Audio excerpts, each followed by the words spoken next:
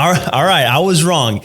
Unlike my claim in my last video, you are not obsessed with the mainstream media. You are red-pilled out of your mind.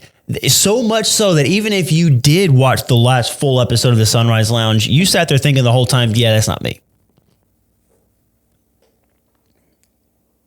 Or maybe you're actually open-minded enough to grab a fizzy drink or coffee and lock in for this video, because this is something I need to hear.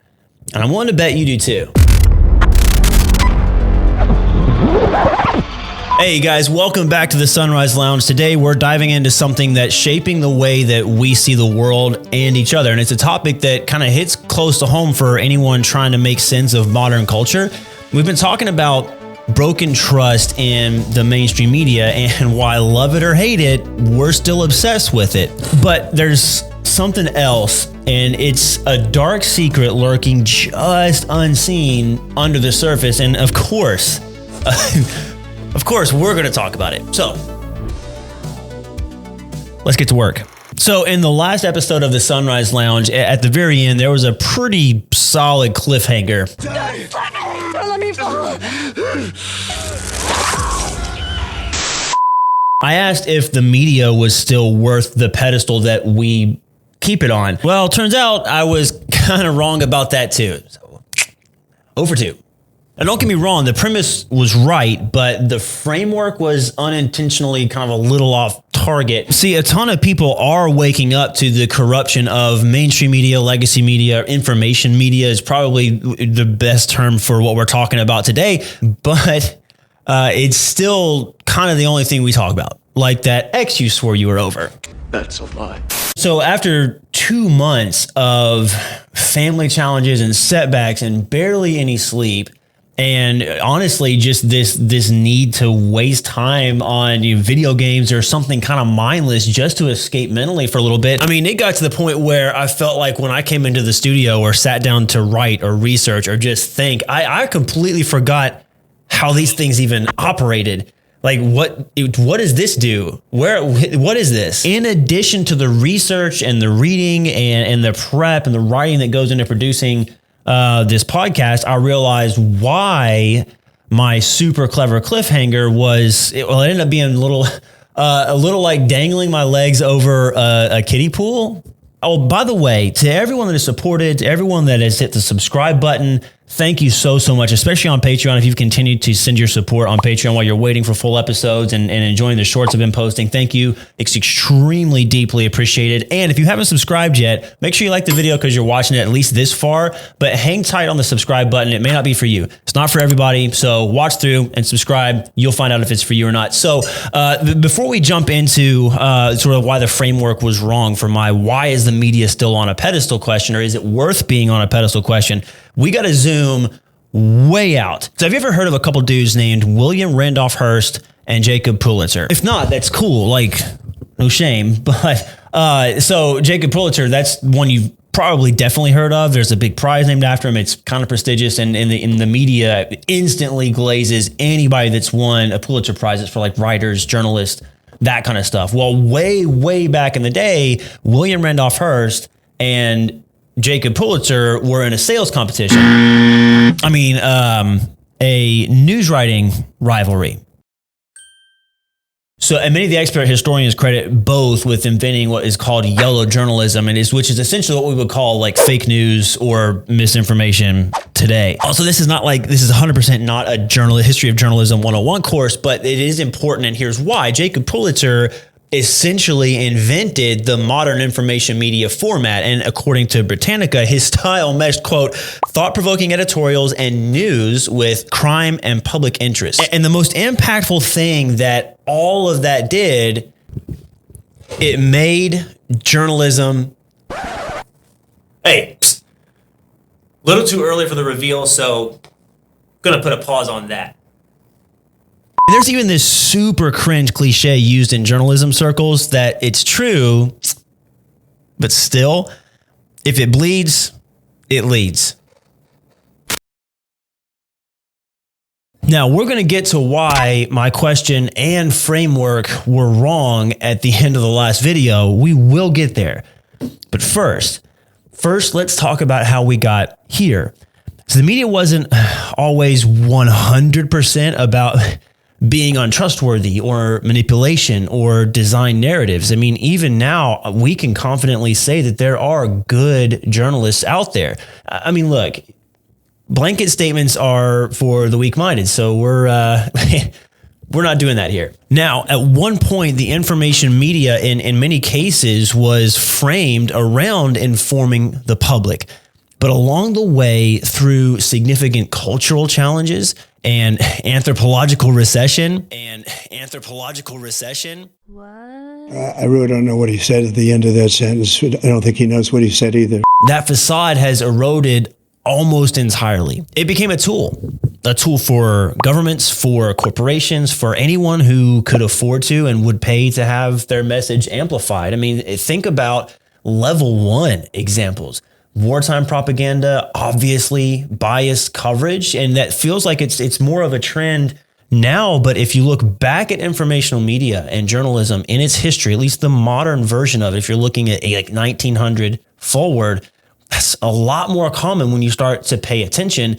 I mean, in informational censorship in the name of public safety. Think about from 1945 to when the USSR collapsed and the Cold War ended in 1989, 90, 91.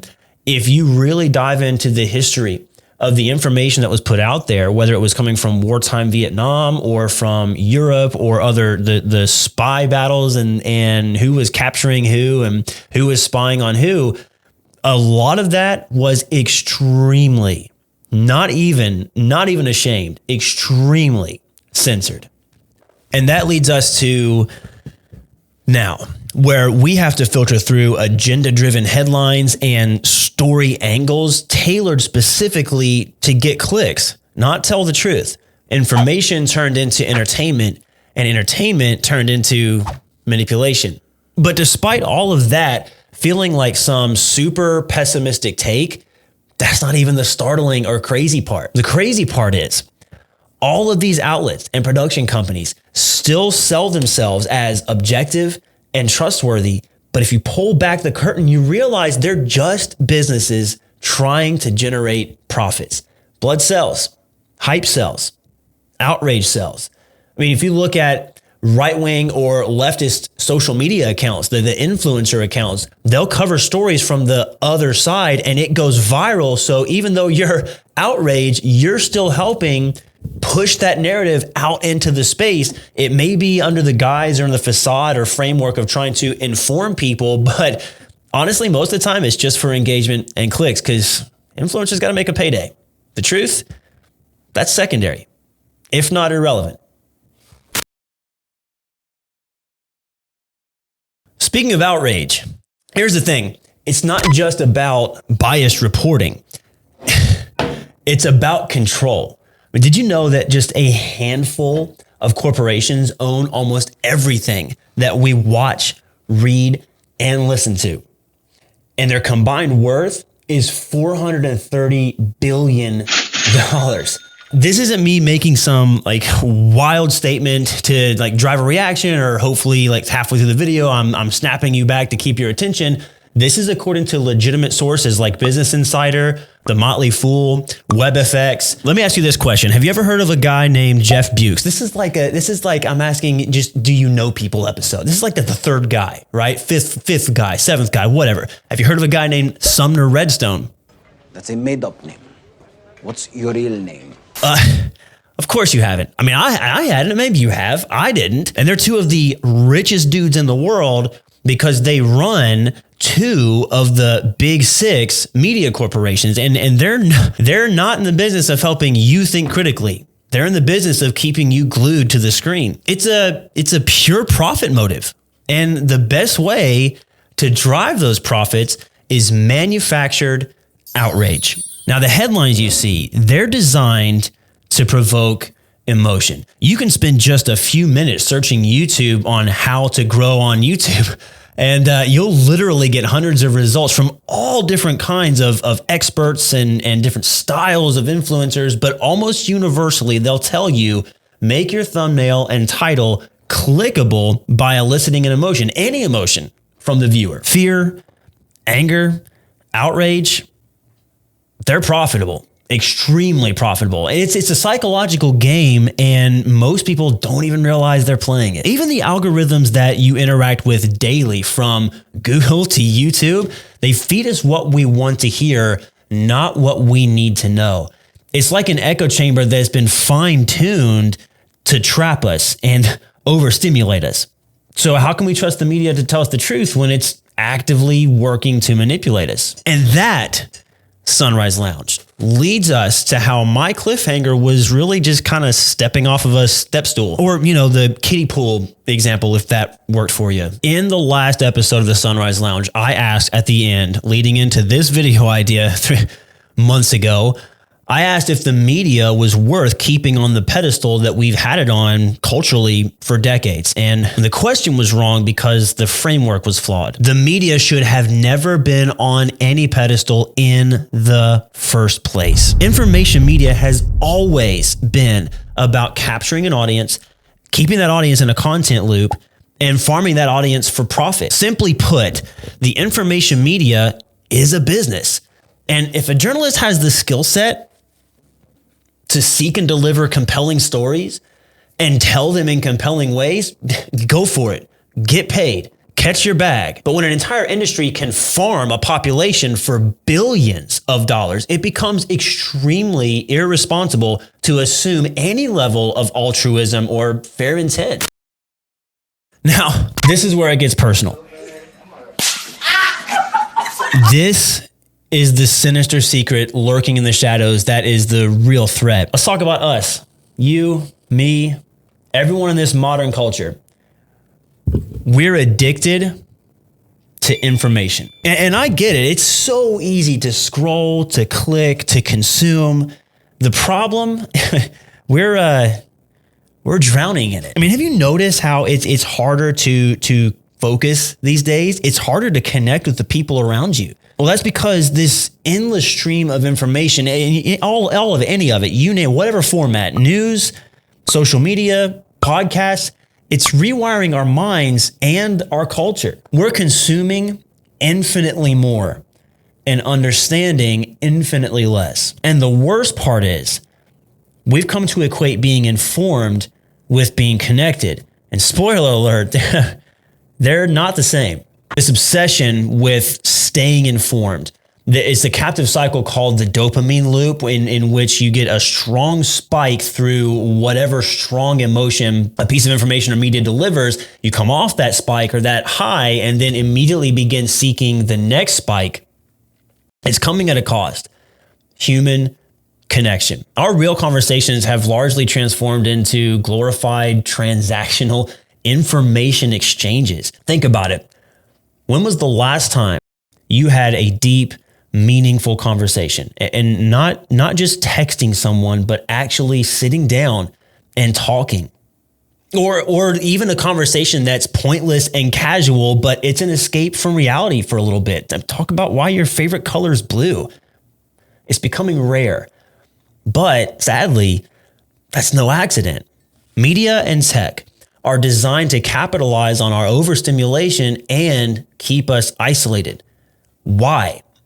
Because isolation makes us easier to manipulate. When we lose trust in the people around us, regular, normal people that we actually coexist with, we're more likely to turn to institutions, platforms, and influencers for answers. And the more displaced or anonymous that source, that influencer, whoever, the better. It puts our veracity bias on steroids. And the result is a society that's more disconnected than ever. We're trading real relationships for parasocial ones and real trust for shallow engagement.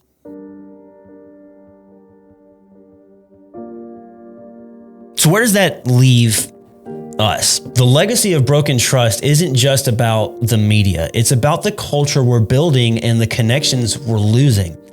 But here's the good news. We can change this, but it starts with you and me. Start questioning what you consume. Don't just accept headlines at face value. Understand that they're designed to get you to click on the story, to elicit an emotion.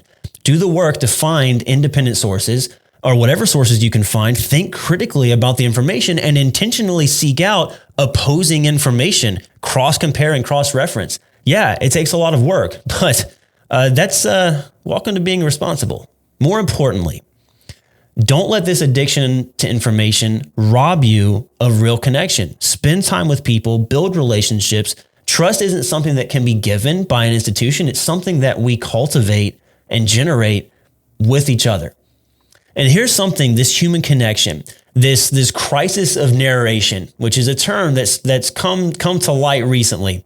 That's exactly what we're going to talk about in our next episode. We're the pioneers on a new frontier. It's a new perspective on things. The culture we're building depends on us breaking the cycle and demanding something better, not from the media, from society, and most importantly, from ourselves. And that's it. We're done and dusted. Thanks, Sunrise Lounge, for tuning in. Make sure you like, and if it's for you, subscribe, join the Sunrise Lounge. It'd be deeply appreciated. And as always, when you're looking forward to the next video, check out this one while you're waiting and pull up your hood. Stay connected, and I'll see you on the next one.